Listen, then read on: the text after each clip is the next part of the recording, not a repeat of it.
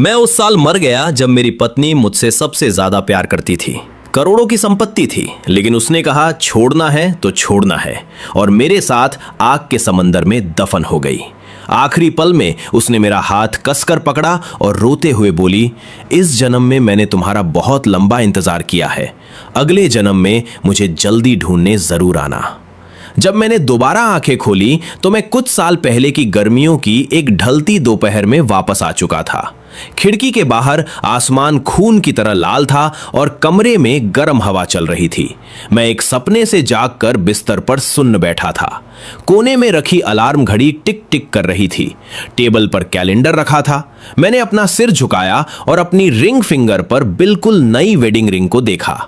आंखें बंद की तो वो आसमान छूती लपटें और हथेलियों में उसका सॉफ्ट स्पर्श महसूस हुआ। ये इतना रियल कैसे हो सकता है? ये सपना है या हकीकत? मैंने खुद को चिकोटी काटी। जांग पर तेज दर्द हुआ। खिड़की के बाहर गाड़ियों के हॉर्न ने मुझे मेरे उलझे हुए ख्यालों से बाहर निकाला। इस झटके के बाद मेरे अंदर एक अंतहीन दर्द और पछतावा भर गया। किसी की रची हुई एक गलतफहमी की वजह से मैंने लियू रुयान से सालों तक नफरत की थी। उस दौरान कॉम्पिटिटर्स ने उसे दबाने के लिए हर हथकंडा अपनाया, जिससे उसका दम घुटने लगा था। मेरे घर वालों ने भी उसके साथ बेहद बुरा और ठंडा बर्ताव किया। रुयान के माता पिता बचपन में ही गुजर गए थे। उसका कोई अपना नहीं था।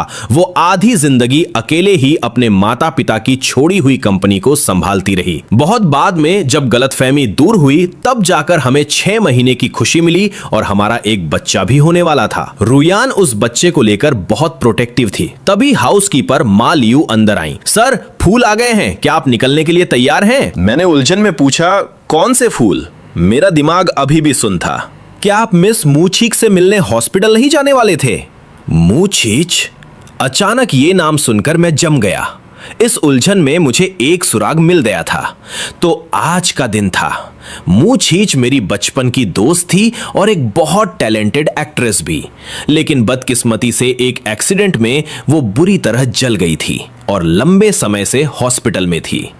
पिछले जन्म में भी आज ही के दिन मैं फूलों का गुलदस्ता लेकर हॉस्पिटल गया था ताकि मूछीच का बर्थडे मना सकूं। हॉस्पिटल से बाहर निकलने के बाद मैंने लियू रुयान को अपनी कार में बैठे देखा था। वो बहुत दुखी और बेचारी लग रही थी, लेकिन मैंने कोई सफाई नहीं दी, यहां तक कि उसकी तरफ देखा भी नहीं। मुझे देखकर वो जल्दी से कार का दरवाजा खोलकर मेरे पीछे आई। मोबाई, आज मेरा बर्थडे है। उसकी आवाज में एक हल्की सी उम्मीद थी। मैं रुका, मुड़ा और उसे घूरते हुए कोल्ड टोन में कहा, तो क्या? रुयान की साफ आंखें मुझे बिना कुछ कहे देखती रहीं। मैंने आगे कहा, आज मूछच का भी बर्थडे है। मुझसे शादी करने के लिए तुमने हर हद पार कर दी। उसका चेहरा बर्बाद कर दिया, उसका करियर खत्म कर दिया। अब तुम मुझसे और क्या चाहती हो? रुयान ने होठ खोले और बेबसी में समझाने की कोशिश की कि वो सिर्फ एक एक्सीडेंट था। यह सुनकर मैंने ठंडी सांस ली। अगर तुमने उस दिन उसे इनवाइट नहीं किया होता तो आज वो हॉस्पिटल में नहीं होती। मैं कैसे मान लूं कि यह एक्सीडेंट था? रुयान कुछ देर चुप रही और फिर बस इतना कहा, सॉरी। उस दिन के बाद से मेरे और रुयान के रिश्ते पूरी तरह टूट गए और एक लंबा दर्दनाक कोल्ड वॉर शुरू हो गया। मुझे बहुत बाद में पता चला कि वो एक्सीडेंट, जिसे रुयान भी सिर्फ एक हादसा मानती थी, असल में किसी की रची हुई साजिश थी ताकि हम दोनों को अलग किया जा सके। मैं होश में आया, जल्दी से अपना कोट पहना और कार में बैठ गया, क्योंकि मुझे अचानक याद आया कि ये 5 साल पहले का समय है। सब कुछ ठीक करने का वक्त अभी है। ड्राइवर ट्रैफिक के बीच से गाड़ी निकाल रहा था। सर, क्या आप मिस मू को कॉल करके थोड़ा वेट करने को कहेंगे? मैंने खिड़की से बाहर ट्रैफिक लाइट्स को बदलते देखा और अपना इरादा बदल दिया। हॉस्पिटल मत चलो, कंपनी चलो। सच कहूं तो मुझे रुयान की कंपनी के बारे में ज्यादा याद नहीं था। नफरत की वजह से मैं वहां कभी नहीं गया था। यहां तक कि जब मैं ऑफिस बिल्डिंग के नीचे खड़ा था तो कंफ्यूज था कि आखिर तुम्हारी बिल्डिंग है कौन सी। रास्ते चलते लोग मुझे अजीब तरह से देख रहे थे। मैंने हाथ में एक बहुत बड़ा गुलदस्ता पकड़ा हुआ था। अच्छे कपड़े पहने थे, मानो कोई कॉलेज स्टूडेंट प्रपोज करने जा रहा हो। मैंने झिझकते हुए फोन निकाला और रुयान का नंबर ढूंढा। उसका पूरा नाम सेव था और वो मेरी इमरजेंसी कॉन्टैक्ट कनेक्ट भी नहीं थी। मैंने कॉल मिलाया, मुझे लगा बहुत देर लगेगी, लेकिन सिर्फ 2 रिंग के बाद उसने फोन उठा लिया। फोन से उसकी मीठी आवाज आई। क्या बात है? एक बार फिर उसकी आवाज सुनकर मेरी आंखें भर आई। मेरी आवाज भी भारी हो गई। रुयान, तुम्हारा ऑफिस कहाँ है? मुझे मिल नहीं रहा। ऐसा लग रहा था कि रुयान मीटिंग में है। वो थोड़ी रुकी, किसी से कहा कि मीटिंग खत्म, और फिर मुझसे बोली, मैं अभी नीचे आती हूं। कुछ ही मिनटों में रुयान ऑफिस बिल्डिंग से बाहर आई। उसकी पतली फिगर सूरज की रोशनी में लंबी परछाई बना रही थी। वो जितनी एलिगेंट और ठंडी लग रही थी, उतनी ही खूबसूरत भी। तुम यहां क्यों आए हो? रुयान ने मेरी तरफ देखा। मैंने वो गुलदस्ता उसकी बाहों में थमा दिया और थोड़ी घबराहट के साथ धीरे से कहा, हैप्पी बर्थडे। रुयान कुछ नहीं बोली। एक लंबी खामोशी छा गई। मैंने छुपकर उसे देखा। वो बिना किसी खुशी के फूलों को घूर रही थी। फिर उसके चेहरे पर एक कड़वी मुस्कान आ गई। मोबाई, क्या उसे ये नहीं चाहिए, है ना? क्या? मुझे लगा कि कुछ गड़बड़ है। मेरी नजर फूलों पर गई और मेरा दिल बैठ गया। शिट, हरे गुलाब। इसका मतलब होता है तुम्हें आसमान और समंदर देना। और मूछच को भी सितारों भरा आसमान और समंदर बहुत पसंद था। यादें इतनी उलझी हुई थीं कि मैं बस रुयान को ढूंढना चाहता था और मैंने इस डिटेल पर ध्यान ही नहीं दिया। तुम्हारे बर्थडे गिफ्ट के लिए शुक्रिया। रुयान की आवाज एकदम रूखी थी। बहुत देर हो गई है, ड्राइवर से कहो तुम्हें घर छोड़ दे। वो मुड़कर जाने लगी, लेकिन मैंने फुर्ती से उसकी कलाई पकड़ ली। रुको! रुयान को इस हरकत की उम्मीद नहीं थी। उसका बैलेंस बिगड़ा और वो सीधे मेरी बाहों में गिर गई। उसका सॉफ्ट शरीर और एक हल्की सी खुशबू मुझे महसूस हुई। रुयान लड़खड़ाते हुए खड़ी हुई। मेरी उंगलियों को काफी देर तक घूरती रही। मैंने दांत पीसते हुए जिद में कहा, रुयान, मैं वापस नहीं जा रहा। रुयान का चेहरा सख्त हो गया। मोबाई, इस बार तुम मुझे कैसे टॉर्चर करने का प्लान बना रहे हो? इस सवाल का जवाब देना बहुत मुश्किल था। मेरी यादों के हिसाब से अभी हमारी शादी को ज्यादा वक्त नहीं हुआ था। हमारे बीच बहुत झगड़े होते थे और वो झगड़े असल में मेरा वन साइडेड गुस्सा होते थे। मैं हमेशा सबसे चुभने वाली बातें कहता था, यहां तक कि त्योहारों पर भी उसे रुलाने के लिए ही गिफ्ट देता था। मैं बेशर्मों की तरह उसके पीछे पीछे चलने लगा। तो फिर बाहर से खाना मंगा लेते हैं, मैं तुम्हारे लिए लॉन्ग लाइफ नूडल्स ऑर्डर करता हूं। रुयान ने कुछ नहीं कहा, मेरी तरफ ध्यान भी नहीं दिया, लेकिन वो गुलदस्ता अब भी उसके हाथों में था। डस्टबिन के पास से गुजरते हुए मुझे लगा था कि वो उसे बिना सोचे फेंक देगी, लेकिन उसने ऐसा नहीं किया। मैं उसके पीछे पीछे ऑफिस तक गया। उसकी डेस्क पर एक ठंडा हो चुका लंच बॉक्स रखा था, जिसे छुआ तक नहीं गया था। मेरे दिल में अचानक तेज दर्द उठा। मैंने अपना फोन निकाला और उसके लिए लॉन्ग लाइफ नूडल्स का ऑर्डर दिया। सूप में कम नमक, बिना हरे प्याज के, साथ में बीफ टोमेटो स्टू और कुछ वेजिटेरियन डिशेस, वो भी बिना मिर्च के। पहले मेरी पसंद का ख्याल रखने के लिए रुयान हमेशा मसालेदार खाना ऑर्डर करती थी। मुझे बाद में पता चला कि उसका पेट खराब रहता था। उसे ज्यादा तीखा, ज्यादा ऑयली या ज्यादा नमक वाला खाना मना था। ऑर्डर करने के बाद मैं सोफे पर बैठ गया। समझ नहीं आ रहा था कि क्या कहूं। ऐसा लग रहा था कि जो भी कहूंगा गलत ही होगा। रुयान फूलों का रैपिंग पेपर हटा रही थी ताकि उन्हें फूलदान में रख सके। वो हरे गुलाब मेरी आंखों में चुभ रहे थे। मैं बिना सोचे समझे आगे बढ़ा, फूल छीने और सीधा डस्टबिन में फेंक दिए। वो हैरान रह गई और अपने अंगूठे से निकलते खून को देखने लगी, जो कांटे चुभने से निकल रहा था। उसने थक कर सांस ली। मोबाई, क्या तुम्हारा ड्रामा खत्म हुआ? मैंने अपने अंदर के गुस्से को दबाया। ये लड़की मिट्टी की मूरत क्यों है जिसे गुस्सा ही नहीं आता? फेंक दो, मुझे ये पसंद नहीं। मैं तुम्हारे लिए दूसरे फूल लाऊंगा। रुयान ने टिश्यू पेपर से अपने घाव को दबाया और नजरें झुकाकर बेबसी से कहा, रहने दो। मैंने उसकी बात अनसुनी कर दी। डस्टबिन का काला पैकेट उठाया और कहा, तुम यहीं रुको, और जल्दी से दरवाजे से बाहर निकल गया। गर्मियों की शाम, सड़क के किनारे बहुत से फूल बेचने वाले ठेले खड़े थे। हालांकि बड़े फ्लोरिस्ट की तुलना में उनकी क्वालिटी थोड़ी कम थी। मैंने कई ठेलों के चक्कर लगाए, सारे लाल गुलाब खरीद लिए और उन्हें सिंपल रैपिंग पेपर में लपेटकर एक बड़ा गुलदस्ता बनवा लिया। तभी खाने की डिलीवरी भी आ गई। दोनों हाथों में ढेर सारा सामान लिए मैं 19वें फ्लोर पर वापस गया। अब ऑफिस पहले से ज्यादा शांत था। जो इक्का दुक्का लोग ओवरटाइम कर रहे थे वो भी जा चुके थे। सिर्फ रूयान के ऑफिस में एक छोटी सी लाइट जल रही थी। मैं दबे पांव अंदर गया। वो कांच की बड़ी खिड़की के पास मेरी तरफ पीठ किए खड़ी थी। उसकी पीठ बहुत अकेली लग रही थी, बिल्कुल किसी आवारा बिल्ली की तरह जिसे किसी ने छोड़ दिया हो। भारी गुलदस्ते और खाने के पैकेट की वजह से दरवाजा जोर से टकराकर खुला। रूयान की पीठ एकदम से अकड़ गई। उसने अचानक पीछे मुड़कर देखा और मैं लगभग दबने ही वाला था। शायद उसे उम्मीद नहीं थी कि मैं वापस आऊंगा। थोड़ी सी हैरानी के बाद वो जल्दी से आगे आई और दोनों हाथों से फूलों को संभाला। मैंने चैन की सांस ली। मेरे माथे पे पसीना था, लेकिन मैंने मुस्कुराते हुए कहा, ये तुम्हारे लिए। मैंने सड़क के सारे लाल गुलाब खरीद लिए हैं। रूयान के खूबसूरत और शार्प चेहरे पर थोड़ी सी उलझन दिखी। ऐसा लग रहा था कि मौजूदा रूयान मेरे इस बदले हुए बर्ताव के साथ एडजस्ट नहीं कर पा रही है। क्या उसे गालियां खाने की आदत हो गई है? जब मैंने देखा कि वो फिर से उसी ठंडे लंच बॉक्स को खाने जा रही है तो मैं चिल्लाया, आह! रूयान ने तुरंत मेरी तरफ देखा और मैंने उसकी आंखों में एक डर और टेंशन पकड़ ली। मैं सोफे पर लेट गया, अपनी ठुड्डी उठाई और चिड़चिड़ेपन का नाटक करते हुए कहा, क्या तुम कुछ गरम नहीं खा सकती? तुम्हें यह ठंडा खाना खाते देखकर मुझे इरिटेशन हो रही है। अगले आधे घंटे तक ऑफिस में मेरी ही बकबक गूंजती रही। तुम्हें खाना खाना आता भी है या नहीं? इतना बड़ा बीफ का पीस नहीं दिख रहा क्या? सब्जियां नहीं खानी? इतनी बड़ी हो गई हो और खाने में नखरे। अपने नूडल्स खाओ। क्या मैंने इन्हें सजाने के लिए खरीदा है?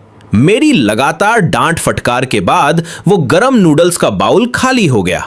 मुझे डर था कि रूयान का पेट नहीं भरा होगा, इसलिए मैंने उसे 2 छोटे स्प्रिंग रोल्स भी दे दिए और अपने हिस्से की डिश भी उसे खाने को दे दी।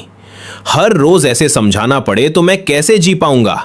बोलते बोलते मेरा गला सूख गया था। अचानक मेरे सामने पानी का एक गिलास आया।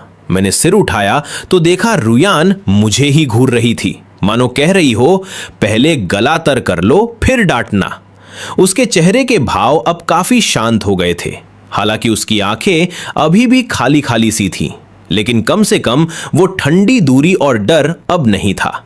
मैंने उसे गले लगाने की अपनी इच्छा को कंट्रोल किया और बोला, रूयान, अब से हम एक साथ अच्छे से रहेंगे, ठीक है?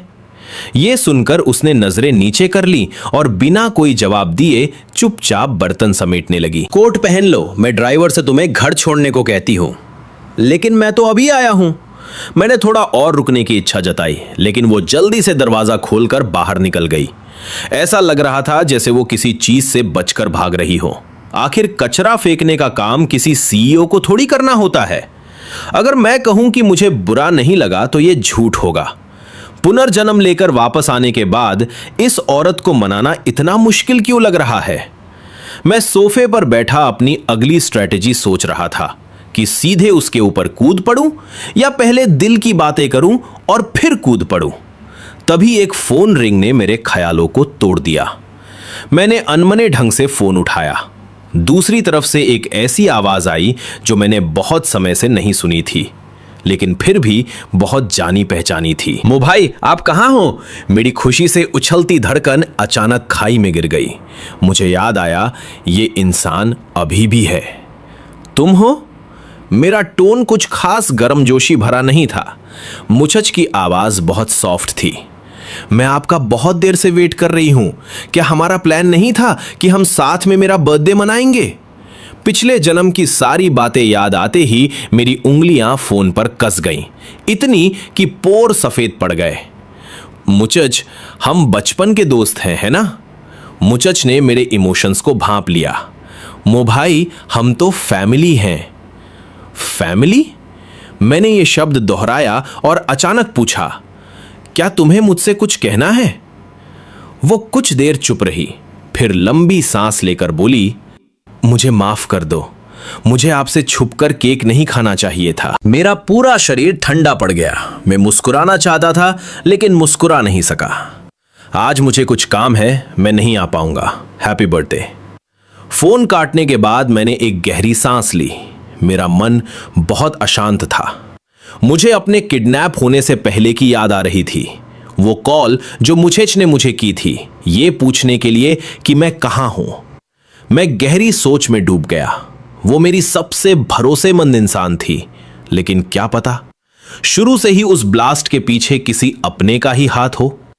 मैंने आंखें उठाई तो देखा रूयान दरवाजे पर खड़ी थी। उसका आधा चेहरा अंधेरे में था, इसलिए मैं उसके एक्सप्रेशन नहीं देख पाया। मैंने हिचकिचाते हुए पूछा, क्या तुमने सब सुन लिया? उसने अपने इमोशंस को कंट्रोल करते हुए बड़ी शांति से कहा, गाड़ी नीचे आ गई है। पिछले जन्म में रूयान ने मुझसे कहा था कि जब भी मैं उसके साथ थोड़ा सा भी अच्छा बर्ताव करता था तो उसके बदले उसे बहुत बड़ा दर्द सहना पड़ता था। इसलिए उसने कभी कुछ मांगने की हिम्मत ही नहीं की। उसने हमेशा खुद को इस बात के लिए तैयार रखा था कि मैं किसी भी वक्त उसे छोड़कर जा सकता हूं।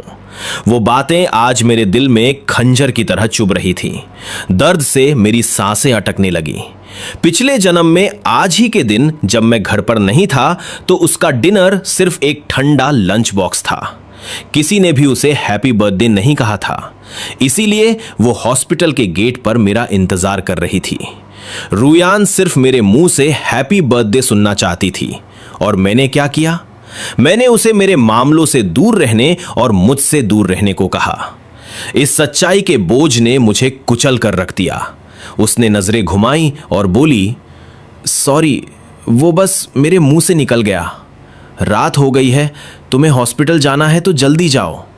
मैंने रूयान का हाथ जोर से खींचा और अपनी उंगलियां उसकी उंगलियों में फंसा ली।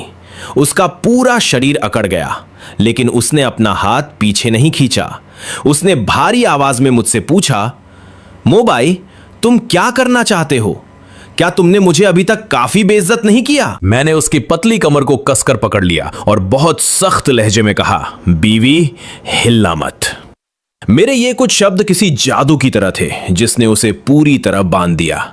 मैंने सिर झुकाया और रूयान के ठंडे होठों को चूम लिया। उसकी कमर को पकड़े हुए मैंने उसे दीवार से सटा दिया और बहुत प्यार और केयर के साथ उसे किस किया। शुरुआत की उस अकड़न से लेकर हैरानी तक, और आखिरकार उसने खुद को मुझे सरेंडर कर दिया। उसने अचानक अपनी आंखें बंद कर ली। उसकी प्योर वाइट ड्रेस अब मुड़ तुड़ गई थी। उसने अनजाने में ही अपने हाथ बढ़ाए और लालच में आकर मेरी पीठ को कसकर पकड़ लिया। हम दोनों एक दूसरे से चिपक गए। छत की लाइट जली और फिर बुझ गई। जब से मेरा पुनर्जन्म हुआ है, बहुत सारी इंफॉर्मेशन मेरे दिमाग में घूम रही है। मुझे किडनैप करने वाले का कभी रूयान से कनेक्शन था। वो एक बैंकक्रप्ट कंपनी का मालिक थी और मुचेच के साथ सालों पहले हुआ वो एक्सीडेंट असल में मेरे सेकेंड अंकल की रची हुई साजिश थी, ताकि मेरे और रूयान के बीच दरार पड़ सके। ये सब मुझे पिछले जन्म के आखिरी साल में ही पता चला था। मेरी लोकेशंस हमेशा बहुत सीक्रेट रखी जाती थी, लेकिन फिर भी उन्होंने मुझे किडनैप कर लिया। उन्हें कैसे पता चला? इसका सिर्फ एक ही मतलब हो सकता है, मुचेच की वो फोन कॉल। मरने से पहले उसने जो आखिरी बात कही थी वो भी। रूयान ने मुचेच को थैंक्स कहा था। अगर वो नहीं होती तो मैं तुम्हें कभी नहीं ढूंढ पाती। इंसान अक्सर भ्रम में रहता है। अब पीछे मुड़कर देखूं तो मेरी वो बचपन की दोस्त जिस पर मैंने सबसे ज्यादा भरोसा किया, मुचेच का इस सब में क्या रोल था? रात को बहुत थक जाने और नींद न आने की वजह से अगली सुबह मेरा सिर थोड़ा भारी था। मैं दोपहर तक सोता रहा। रूयान ने शायद अंदाजा लगा लिया था कि मैं भूखा उठूंगा। टेबल पर लंच सलीके से सजा हुआ था। घर एकदम साफ सुथरा था और सब कुछ परफेक्ट ऑर्डर में था। जल्दी से ब्रश करके और मुंह धोकर मैंने नाश्ता किया। फिर मैं रूयान के स्टडी रूम में गया। कंप्यूटर पर वीडियो मीटिंग चल रही थी। ढलते सूरज की किरणें कांच की बड़ी खिड़की से छनकर रूयान के बेहद खूबसूरत और ठंडे चेहरे पर पड़ रही थी। इससे उसके अंदर की वो पैदाइशी ठंडक थोड़ी कम हो गई थी। अचानक मेरा दिल जोर से धड़का। सच में मैं उसे जितना देखता था वो उतनी ही अट्रैक्टिव लगती थी। रूयान की ऑब्जर्वेशन स्किल्स हमेशा से बहुत तेज थीं। मेरे दरवाजा खोलते ही उसने नजरें उठा ली। मेरे कपड़ों को देखकर वो थोड़ी हैरान रह गई। मैं थोड़ा अनकंफर्टेबल हुआ और हल्का सा खांसा। मैं रूयान के सामने बैठ गया। फोन खोला तो देखा मुचेच ने मुझे 5 बार कॉल किया था और कई मैसेज भेजे थे। सब कल रात के थे। उस वक्त तक शायद मेरे होश उड़ चुके थे, इसीलिए मुझे रिंगटोन सुनाई नहीं दी। क्या मैं रूयान को कुछ ज्यादा ही घूर रहा था? उसकी नजरें स्क्रीन पर थीं, मानो उसे मेरे होने का कोई फर्क ही नहीं पड़ रहा हो। चलो नाटक करते रहो। मैंने पैर पर पैर चढ़ाया और उसके विजन के साइड में पैर हिलाना शुरू कर दिया। रूयान की आवाज अचानक रुकी। कुछ पल की झिझक के बाद वो बोली, आज के लिए बस इतना ही। इतना कहकर उसने मीटिंग एंड कर दी। वो अपनी एग्जीक्यूटिव चेयर पर पीछे की ओर झुकी। उसकी भौहें हल्की सी सिकुड़ गई। मो भाई, कल रात तक तो मो भाई था, अब फिर से मो बाई हो गया। मौसम थोड़ा ठंडा था। मैंने मुस्कुराते हुए अपना कोट उसके कंधों पर डाल दिया। प्रेसिडेंट लियो, क्या कल रात मेरा फोन बजा था? रूयान ने शांति से अपनी पलकें झुकाई। क्या तुम्हें नहीं पता? मैंने डेस्क के ऊपर से झुककर उसकी ठुड्डी को ऊपर उठाया। भले ही तुम कितना भी अच्छा छुपा लो, लेकिन मेरे लिए तुम सिर्फ एक छोटी सी बच्ची हो।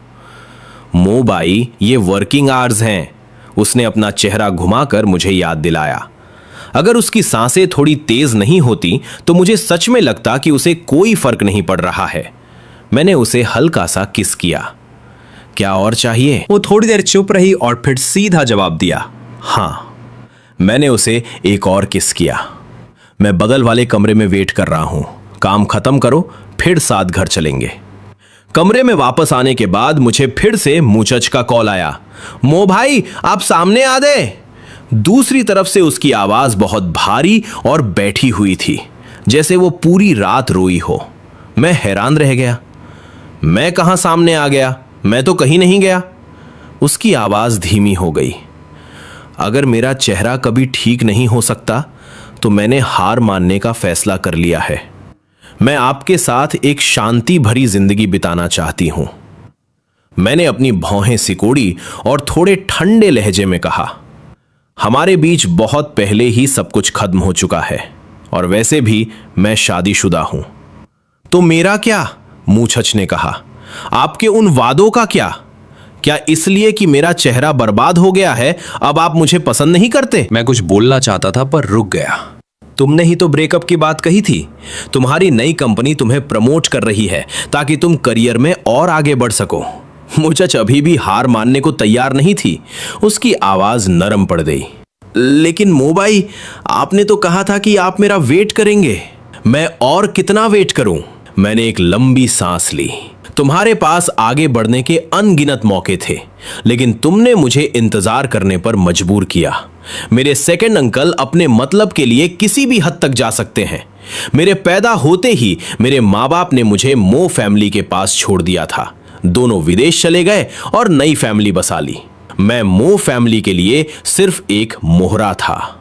मूचच ने फिल्मों में बहुत सक्सेस हासिल की, जबकि मुझे मेरे सेकंड अंकल ने एक कोने में धकेल दिया था। उस रात मैंने उसे पूरी रात कॉल किया, लेकिन उसने एक बार भी फोन नहीं उठाया। अगले दिन स्क्रीन पर उसका फर्स्ट किस देखकर मैं पूरी तरह टूट गया और हार मानकर मैंने सेकंड अंकल की शर्तें मान ली। इस वक्त मूचच ने फोन पर मुझसे पूछा, क्या अब आपको लियू रूयान से प्यार हो गया है? मैंने बिना किसी हिचकिचाहट के जवाब दिया, हाँ। उसके बाद के दिनों में मूचच ने मुझे कोई मैसेज नहीं किया। मैंने बहुत सोचा। पिछले जन्म में मुझे मारने वाले कातिल को पकड़ने के लिए मुझे रूयान की ताकत की जरूरत थी। पहला कदम यह था कि उसे इस बात पर यकीन दिलाया जाए कि मेरा पुनर्जन्म हुआ है, वरना कहीं वो मुझे पागल खाने ना भेज दे। मैं हाथ का सहारा लेकर रूयान के सामने लेटा हुआ उसे मजे से एक कहानी सुना रहा था। इस महीने में ये तीसरी रीबर्थ नॉवल थी जो मैं उसे सुना रहा था। रूयान ध्यान से सुन रही थी। अगर तुम्हें पसंद है तो मैं इसके टीवी सीरियल एडॉप्टेशन में इन्वेस्ट कर सकती हूँ।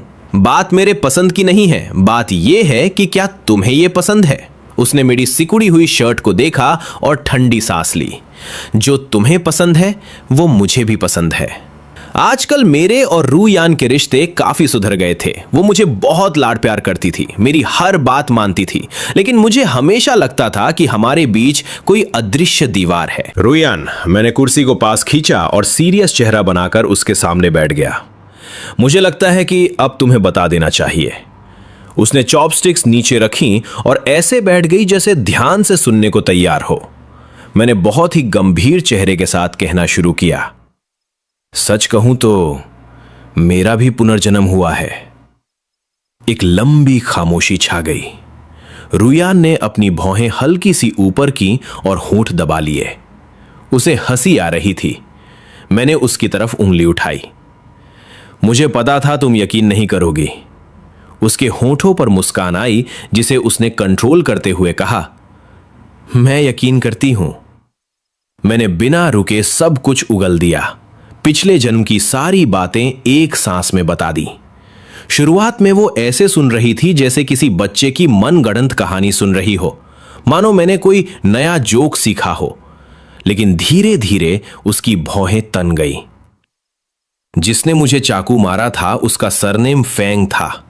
शायद वो फ्यूचर में तुम्हारी कंपनी का एम्प्लॉय बनेगा और बाद में अपनी खुद की कंपनी खोलेगा। जाहिर है अभी 5 साल पहले मुझे नहीं पता कि वो कहां है। और हां, मेरे सेकेंड अंकल भी इसमें शामिल थे। आखिर में हमें ध्यान रखना होगा। मेरी बात अभी पूरी भी नहीं हुई थी कि एक तेज फोन रिंगटोन ने मुझे बीच में रोक दिया। मैंने और रुयान दोनों ने स्क्रीन पर कॉलर का नाम देखा। मेरी लापरवाही की वजह से मुचच का नाम अभी भी पूरा सेव नहीं किया गया था। रुयान के एक्सप्रेशन तुरंत बदल गए और वो वापस अपने उसी ठंडे और रिजर्व एटीट्यूड में आ गई। वो उठी और प्लेट्स उठाने लगी। मैं बर्तन धोने जा रही हूं। वो फीलिंग फिर से वापस आ गई। क्या रुयान मुझसे बच रही थी या वो डरी हुई थी? मैंने दांत पीसे फोन उठाया और उसके पीछे पीछे किचन में गया। उसकी पीठ दरवाजे की तरफ थी और उसने नल खोल दिया था। मैंने स्पीकर ऑन कर दिया। स्पीकर से मुचच की वो जानी पहचानी आवाज गूंज उठी। मोबाई, शायद ये आखिरी बार है जब मैं आपको कॉल कर रही हूं। फोन से इंसानी आवाज के साथ साथ तेज हवाओं के चलने की आवाज भी आ रही थी। मैं तुरंत अलर्ट हो गया। उसकी आवाज बहुत धीमी थी। मैं हाई स्कूल की बिल्डिंग की छत पर हूं। मोबाई, क्या आपको याद है जिस दिन मेरे माता पिता ने मुझे छोड़ा था, तब आपने कहा था कि मो फैमिली में भी कोई ऐसा नहीं है जो सच में आपसे प्यार करता हो, और उस दिन आपने मुझे रोक लिया था। उसकी आवाज बहुत हल्की थी जिसमें थोड़ी उदासी मिली हुई थी। अब आपको मेरी जरूरत नहीं है। मुझे लगता है कि अब मेरे जीने का कोई मकसद नहीं बचा। अच्छा, कोई बेवकूफी मत करना। मेरा दिमाग सुन्न पड़ गया। मैं तुरंत मुड़ा, जल्दी से कपड़े पहने और बोला, तुम वहीं रुकना, मैं अभी आ रहा हूं। मैंने फोन काट दिया।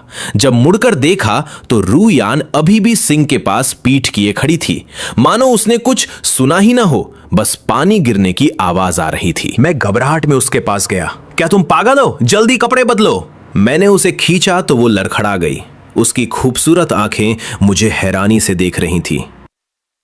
कपड़े बदलो? मेरा अकेले जाना ठीक नहीं लगेगा। आखिर अब मेरी शादी हो चुकी है। मैंने चिढ़ते हुए अपना फोन निकाला। मैं पुलिस को फोन कर रहा हूं। ये मुछच भी ना, अभी तो बच्चों की इवनिंग क्लासेस भी खत्म नहीं हुई होंगी। इतने लोगों के सामने वो छत से कूदेगी तो कैसा लगेगा? मैंने कपड़े बदल लिए हैं। रुयान पूरी तरह तैयार होकर दरवाजे पर खड़ी थी। मैं हैरान रह गया। तुम तो बहुत तेज निकली। पुलिस पहले ही मौके पर पहुंच चुकी थी और उन्होंने मुझसे कहा कि मुछच को बार बार कॉल न करो, उसे एक झूठी उम्मीद में रहने दो ताकि वो तुरंत कोई खतरनाक कदम न उठाए। इस बीच पुलिस ने स्कूल के बच्चों को सुरक्षित बाहर निकाल लिया था। हम जल्दी ही वहां पहुंच गए। छत पर हवा बहुत तेज चल रही थी और चारों तरफ सन्नाटा था। पुलिस मुछिक से लगभग 5 मीटर की दूरी पर खड़ी थी। कोई उसके करीब जाने की हिम्मत नहीं कर रहा था। पुलिस मुझे छत पर ले गई। मिस्टर मो, वो सिर्फ आपसे मिलना चाहती है। प्लीज थोड़ी देर तक उसे बातों में उलझाए रखिए। रेस्क्यू टीम रास्ते में है। मैंने रुयान की तरफ देखा जो पुलिस की बैरिकेडिंग के बाहर खड़ी थी। उसने मुझे सिर हिलाकर इशारा किया। मैंने एक गहरी सांस ली, एक कदम आगे बढ़ाया और आवाज लगाई, मुचेच। छत के किनारे बैठी वो परछाई थोड़ी हिली और अपना सिर मोड़ा, जिससे उसका आधा जला हुआ चेहरा नजर आया। मो भाई, आप आ गए। उसे देखकर मैं कुछ पल के लिए सुन्न हो गया। ऐसा लग रहा था मानो उसे देखे हुए एक जमाना बीत गया हो। पिछले जन्म में रुयान के साथ गलतफहमियां दूर होने के बाद हम उससे मिलने कई बार गए थे, लेकिन मुचिच ने हमेशा हमसे मिलने से इनकार कर दिया। शायद एक ऐसे इंसान के लिए जिसे आपने सालों तक नफरत की हो, यह मानना बहुत मुश्किल होता है कि असली मुजरिम वो नहीं है। इसके अलावा बाद में रूयान के परिवार के दुश्मनों की वजह से हालात इतने खराब हो गए थे कि मुझे घर में ही रहना पड़ता था, बाहर निकलने की हिम्मत नहीं होती थी। पिछले जन्म और इस जन्म को मिला लें तो शायद हमें मिले हुए 1 साल से ज्यादा हो चुका था। मुचच, क्या तुम पहले नीचे आ सकती हो? मुचच ने मेरी बात पर कोई ध्यान नहीं दिया और बस मुझे देखती रही। जब भी हमारी आंखें मिलती थी मुझे लगता था कि मैं आपके लिए खास हूं। रूयान आपको बहुत अच्छी तरह समझती है। उसने सही कहा था, मैं कुछ ज्यादा ही एक्सट्रीम हो गई थी। साफ है कि शादी से पहले ही आपने मुझसे कह दिया था कि अब हम सिर्फ एक फैमिली की तरह रहेंगे। शायद मैं ही बहुत लालची हो गई थी। मुझे वो पुराने दिन याद आ गए, वो दिन जब मैं और मुचच एक दूसरे के सहारे जीते थे। जब बुंडे उसे परेशान करते थे तो मैं उसे बचाता था, और जब सेकंड अंकल ने मुझे घर से निकाल दिया था तो वो भारी बारिश में मेरे लिए छाता लेकर आई थी और मुझे अपने घर ले गई थी। एक पल के लिए मेरा मन डोल गया, क्या सच में उसी ने मुझे मरवाया था? मुचच मुस्कुराई। आपने वादा किया था कि आप हर साल मेरा बर्थडे मेरे साथ मनाएंगे।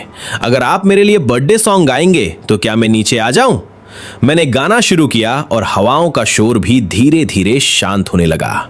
मेरी आवाज रात के अंधेरे में उस छत पर गूंजने लगी।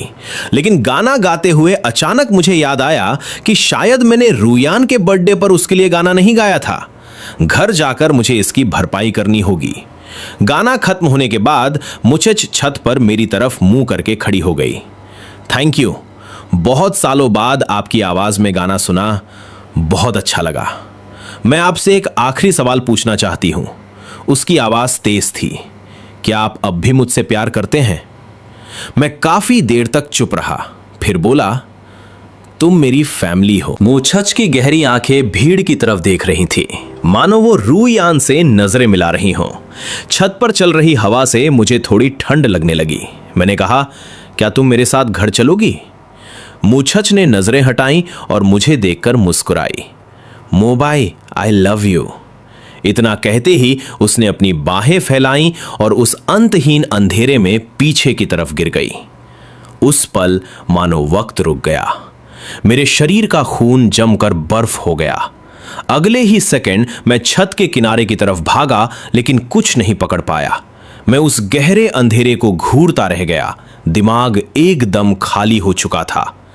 तभी मुझे नीचे गिरने की एक भारी आवाज सुनाई दी। मेरे पैर कांपने लगे और मैं घुटनों के बल जमीन पर गिर पड़ा। मुचच मर गई। क्या मेरी वजह से उसकी जान गई? कहते हैं इंसान बहुत सेंसिटिव होता है। मैं और वो कितने सालों से एक दूसरे को जानते थे। उसे महसूस हो गया था कि मैं उससे दूर जा रहा हूं, इसीलिए उसने अपनी जान दे दी। क्या इसका मतलब यह था कि मैंने उसे मार डाला? मेरा शरीर बर्फ की तरह ठंडा पड़ चुका था, दिमाग सुन्न था और मैं लगातार कांप रहा था। अचानक पीछे से गर्म हाथों ने मुझे गले लगा लिया। वो जानी पहचानी खुशबू उस वक्त किसी लाइफ सेवर की तरह लग रही थी। उसने मुझे गले लगाया और बोली, वो मरी नहीं है। नीचे पुलिस ने उसे बचाने के लिए एयर कुशन बिछा रखा था।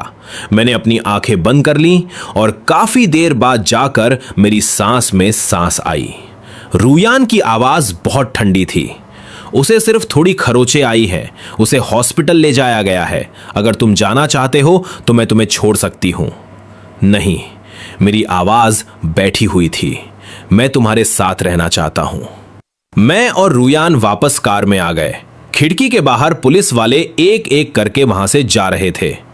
थोड़ी देर में कोई हमें हॉस्पिटल ले जाएगा, क्योंकि मुचच का कोई परिवार नहीं है। मैंने बहुत थकी हुई आवाज में रूयान से कहा, यहां आने से पहले एक बात थी जो मैंने तुमसे नहीं कही थी। मुझे शक है कि मुचच भी पिछले जन्म की उस साजिश में शामिल थी। रूयान ने एक गहरी सांस ली। और अगर वो शामिल नहीं हुई तो? अगर वो बेकसूर निकली तो तुम उसे चुनोगे या मुझे? जब उसने ये सवाल पूछा तब जाकर मुझे सच में राहत मिली, क्योंकि रूयान हमेशा यही मानकर चलती थी कि मैं उसे कभी नहीं चुनूंगा। मैंने पूरी सीरियसनेस के साथ रूयान की तरफ देखा।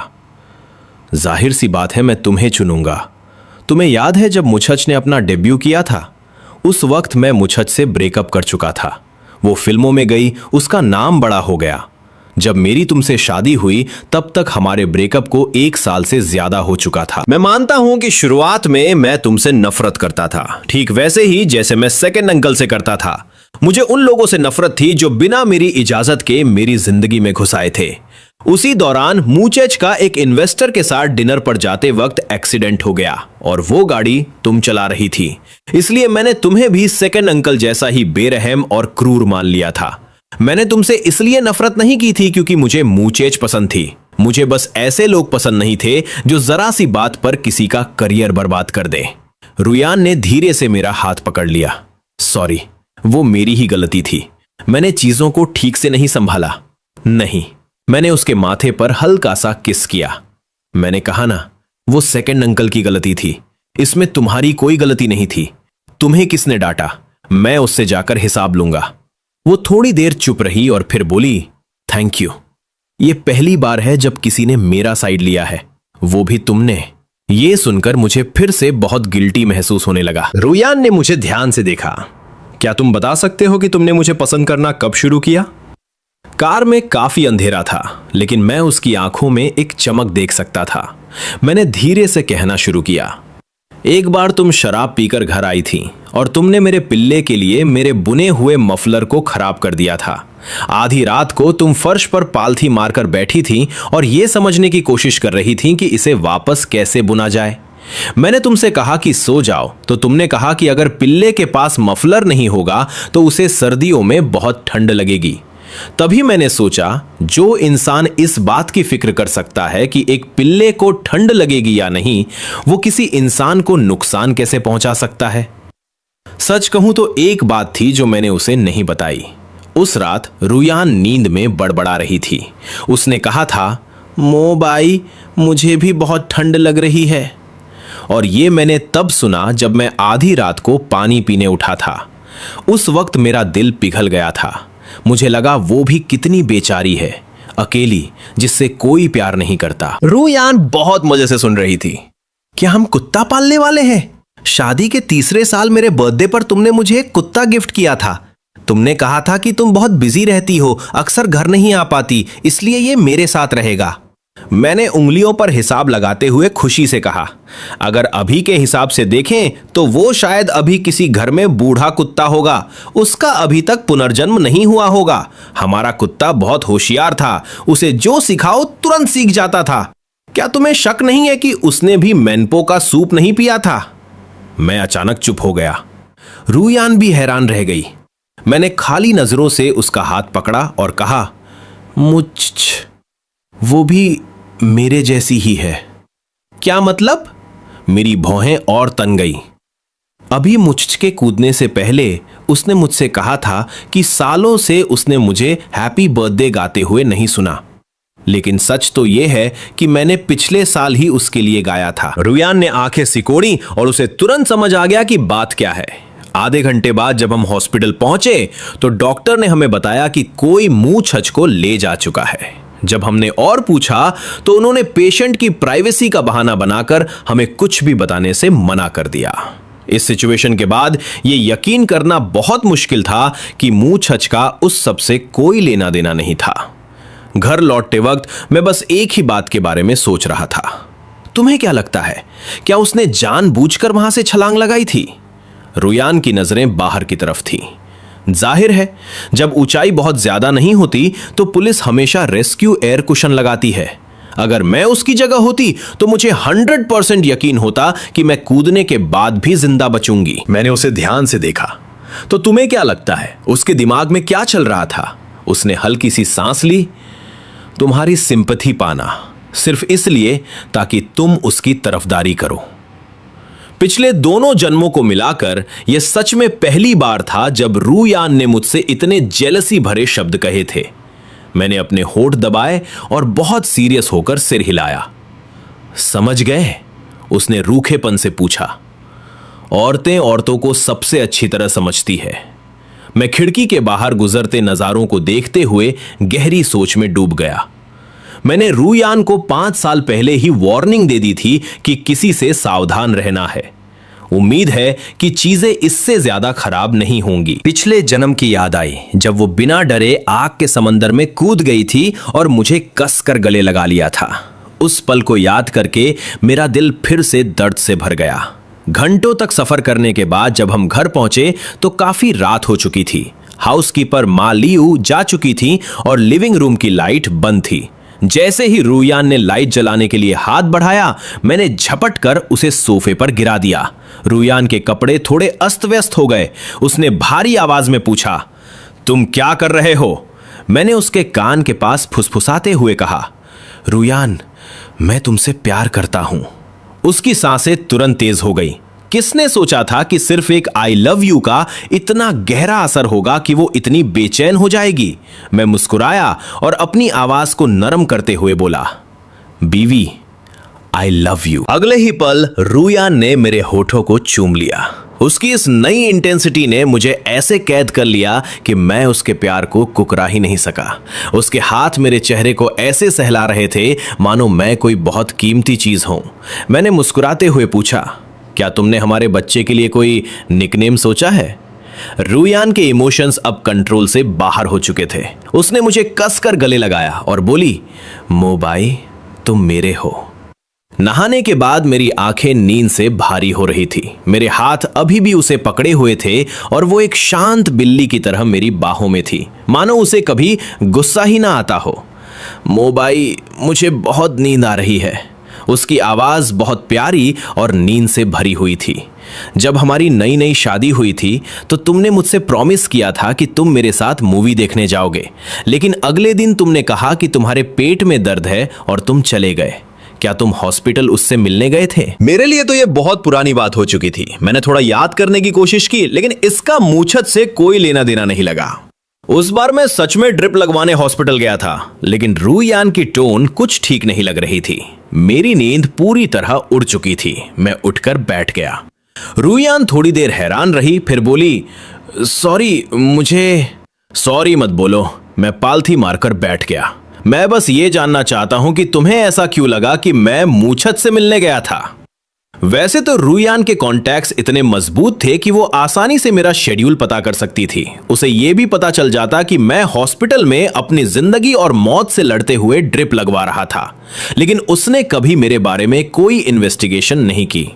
थोड़ी देर चुप रहने के बाद रूयान ने सच बता दिया। मैं मूछत की वीचैट मोमेंट्स देख सकती थी। हम दोनों ने एक दूसरे की तरफ देखा और दोनों की ही आंखों में कंफ्यूजन था। रूयान ने अपना फोन निकाला और मुझे दे दिया। मैंने जल्दी से मूछत की प्रोफाइल पिक्चर पर क्लिक किया। जैसे ही मैंने उसकी टाइमलाइन देखी, मेरा दिमाग सुन्न हो गया। 9 अगस्त, आज मोबाई ने कहा कि वो मेरा बर्थडे सेलिब्रेट करेगा। Thank you my love. 1 अक्टूबर, मोबाई के हाथ का बना खाना चखने का मौका मिला। वही पुराना टेस्ट। मैं पागलों की तरह स्क्रॉल करता, 6 महीने पुरानी एक पोस्ट नहीं मिली। मूवी रिलीज हो गई है, मोबाई का इंतजार कर रही हूं। यह ठीक वही दिन था जब मुझे गैस्ट्रोएंटेराइटिस, पेट का इंफेक्शन हुआ था। लेकिन जब मैंने अपना फोन चेक किया तो मुझे की टाइमलाइन बिल्कुल खाली थी। ये पोस्ट सिर्फ रूयान को दिखाने के लिए सेट किए गए थे। सच तो यह था कि शादी के बाद से मैं मुझे से बहुत कम मिलता था। ज्यादा से ज्यादा हॉस्पिटल वाले मुझे बिल भरने के लिए कॉल करते थे, या जब डॉक्टर को उसका ट्रीटमेंट प्लान चेंज करना होता था तब वो मुझसे बात करती थी। मैं सच में उसे सिर्फ एक पुरानी दोस्त मानता था, लेकिन वो मेरी पीठ पीछे बार बार मेरे अपनों को चोट पहुंचा रही थी। मेरे सिर में दर्द होने लगा था। और तुमने इस सब पर यकीन कर लिया? इन पोस्ट में मेरी एक भी फोटो नहीं है। रूयान ने नजरें झुकाकर मेरे फोन की खाली स्क्रीन को देखा। उसकी आंखों में कुछ उम्मीद सी जगी। मोबाई, मेरी हिम्मत नहीं हुई कि मैं इस पर यकीन न करूं। वो बार बार ऐप खोलती और बंद करती रही, मानो कुछ कंफर्म करना चाहती हो, या शायद ये सिर्फ उसकी घबराहट थी। जब अचानक से थोड़ी उम्मीद दिखी तो मुझे डर लगा कि अगर मैं इन्वेस्टिगेट करवाऊंगी और मुझे पता चला कि तुम सच में उसके साथ मूवी थिएटर में थे, तो इससे अच्छा था कि मुझे कुछ पता ही न चले। मुझे उस पर गुस्सा भी आ रहा था और तरस भी। तुमने मुझसे एक बार पूछा क्यों नहीं? बोलते बोलते मैं अचानक रुक गया। वो मुझसे पूछने की हिम्मत कैसे करती? उस वक्त मैं बात बात पर उसे ताने मारता था। अगर वो पूछती भी तो शायद मेरे जवाब उसके खुद के अंदाजों से भी ज्यादा कड़वे होते। मेरी गलती है। मैंने अपनी रूठी हुई बीवी को गले लगा लिया। मेरी नाक जलने लगी थी। सॉरी, आज के बाद मैं तुम पर कभी गुस्सा नहीं करूंगा। वो धीरे से मुस्कुराई। मैं तुमसे कभी नाराज नहीं होंगी, बस कभी ये मत कहना कि तुम्हें मेरी जरूरत नहीं है। उस रात हमारे बीच की आखिरी दीवार भी गिर गई। मुझे शक होने लगा था कि रू यान को सच में खुद को टॉर्चर करवाने की आदत पड़ गई थी। अगर उसे एक दिन भी डांटना पड़े तो वो बेचैन हो जाती थी। पतझड़ की एक सुबह मेरा गुस्सा फिर से फूट पड़ा। रूयान, क्या तुम कंपनी में काम करते करते मरना चाहती हो?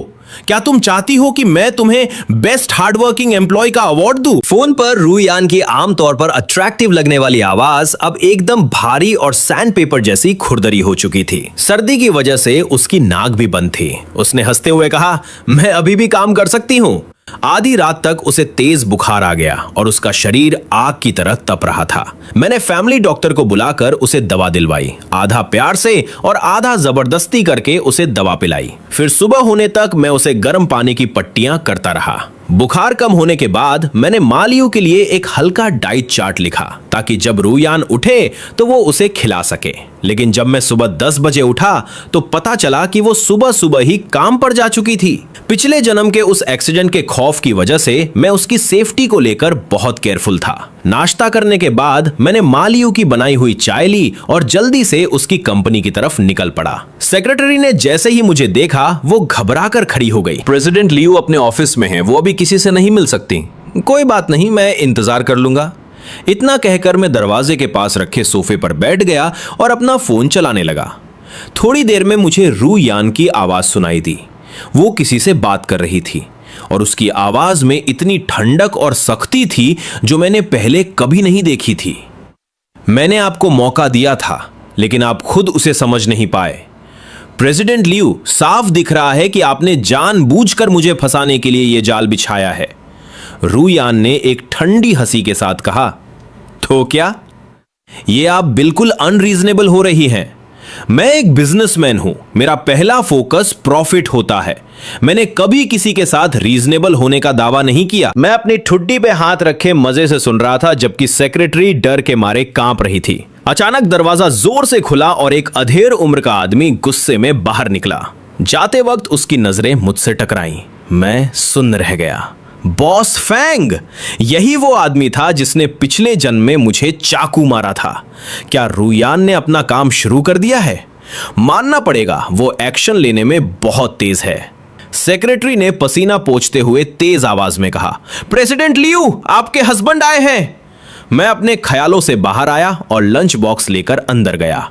रूयान खिड़की के पास बैठी थी। उसने सफेद शर्ट पहनी थी जिस पर जरा भी दाग नहीं था। उसने मुझे देखकर बहुत ही कोमलता से मुस्कुराते हुए कहा, तुम आज दोपहर में वापस आओगे? मैंने लंच बॉक्स उसकी डेस्क पर रखा और सामने बैठ गया। जो आदमी अभी अभी बाहर गया वो वही है जिसने मुझे चाकू मारा था, जिसके बारे में मैंने तुम्हें बताया था। रू यान की खूबसूरत आंखों में अचानक बर्फ जैसी ठंडक आ गई। उसे मुझ पर छोड़ दो, इतना कहकर वो सिर झुकाकर चुपचाप अपना खाना खाने लगी। टाइमिंग एकदम सही थी। सूप अभी भी गर्म था। वो खाते वक्त भी इतनी ग्रेसफुल लगती थी कि उसे देखकर ही दिल खुश हो जाता था। पिछले जन्म और इस जन्म की इतनी उलझनों के बाद मुझे अब जाकर महसूस हो रहा था कि हम सच में पागलों की तरह प्यार में है। वक्त उड़ता गया और देखते ही देखते पतझड़ खत्म होने लगा। ऐसा लग रहा था कि मूछछ मेरी जिंदगी से पूरी तरह गायब हो चुकी है। उसका फोन नंबर बंद हो गया था और कांटेक्ट के सारे रास्ते कट चुके थे। कभी कभी हाई स्कूल के बच्चों को घर जाते देख मुझे पुरानी बातें याद आ जाती थीं। मेरी सिक्स्थ सेंस कह रही थी कि ये सब इतनी आसानी से खत्म नहीं होने वाला है। रूयान बहुत बिजी हो गई थी। वो सुबह जल्दी जाती और रात को देर से लौटती। कभी कभी उसे देखकर मुझे पिछले जन्म की याद आ जाती थी, जब वो इसी तरह काम करती थी मानो उसका काम कभी खत्म ही नहीं होता था। सर, 10 बज गए हैं, आपको जल्दी सो जाना चाहिए। मैं फर्श पर बिछे कारपेट पर पालथी मारकर बैठा था। मेरे चारों तरफ नई खरीदी हुई चीजों का ढेर लगा था। मैं थोड़ा और इंतजार करूंगा। हिसाब लगाऊं तो पूरे 1 हफ्ते से मेरी रुयान से ठीक से बात नहीं हुई थी। आज अचानक मेरा मन किया कि मैं उसका इंतजार करूं। मौसम ठंडा हो रहा था, इसलिए मैं मॉल गया था और उसके लिए सर्दियों के कपड़े लेकर आया था। एक कैमल कलर का चेक वाला मफलर, एक वूलन कोट और वो चीज जो उसे बहुत पसंद थी, एक फजी ग्लव्स का पेयर जो थोड़ा बचकाना सा लगता था। जब मैं इन चीजों को वार्डरोब में रखने जा रहा था, तभी अचानक मुझे अपने कोट की जेब में फोन के वाइब्रेट होने की आवाज सुनाई दी। मैंने उसे निकाला तो देखा कि एक ईमेल आया है। मैंने उसकी एक फोटो खींची और रुयान को मैसेज भेजा। मजाकिया अंदाज में कहा, बीबी तुम्हारे पास ऐसा कौन सा फोन है जिसके बारे में मुझे नहीं पता। वो मेरे ऐसे मजाक की पहले से ही आदी हो चुकी थी। उसने तुरंत जवाब दिया, वो मेरा वर्क फोन है, मैं लाना भूल गई थी। मेरे लिए चेक कर लो क्या ईमेल आया है। मैंने मुस्कुराते हुए ईमेल खोला और कहा, कहीं ये किसी का लव लेटर तो नहीं? अगर ऐसा हुआ तो मैं घर सिर पर उठा लूंगा। स्क्रीन पर जो खुला वो एक मेडिकल रिपोर्ट थी। मैंने अपनी आंखें सिकोड़ी और उसे जूम किया। मुंह चेन हुई, खोपड़ी में फ्रैक्चर और ब्रेन हैमरेज। लगता है इस आदमी के सिर पर कोई भारी चीज गिरी थी। नीचे एक डेथ सर्टिफिकेट भी था, वर्क प्लेस एक्सीडेंट। बेचारे के साथ बहुत बुरा हुआ। रुयान का मैसेज पढ़ने के बाद मैंने फोन रख दिया। मैं थोड़ी देर में घर आ रही हूं। मैंने उसके लिए खाना दोबारा गर्म करने के लिए गैस पर रख दिया, फोन को किनारे रखा और रैपिंग पेपर निकालकर नए कपड़ों को पैक करने लगा ताकि उसे एक सरप्राइज दे सकूं। तभी मेरा फोन बज उठा। ये चेन फी का कॉल था। मेरे भाई, तुम मेरे साथ स्टूडियो खोलने के बारे में कब सोच रहे हो? मैंने जवाब दिया, आजकल मैं अपनी रुयान के साथ थोड़ा बिजी हूं, कुछ दिन और रुक जा। चेनफी ने मजाक में कहा, पहले तो तू उससे दूर भागता था, अब इतना क्यों चिपक रहा है? मैंने कहा, पहले मैं अंधा था, अब मेरी आंखें खुल गई हैं, ठीक है? चेनफी ने हार मानते हुए कहा, ठीक है, तुझे पता है तेरे डिजाइन्स के कितने दीवाने हैं लोग। जल्दी आ और काम शुरू कर मेरे भाई। मैं थोड़ा हिचकिचाया, थोड़ा और टाइम दे मुझे। चेनफी हंसते हुए बोला, ठीक है, जा अपनी रुयान के साथ वक्त बिता ले। मैं सच में उसके साथ ज्यादा से ज्यादा वक्त बिताना चाहता था। अगर पुनर्जन्म मिलने के बाद भी कुछ नहीं बदला तो एक दिन हम दोनों को साथ ही मरना होगा।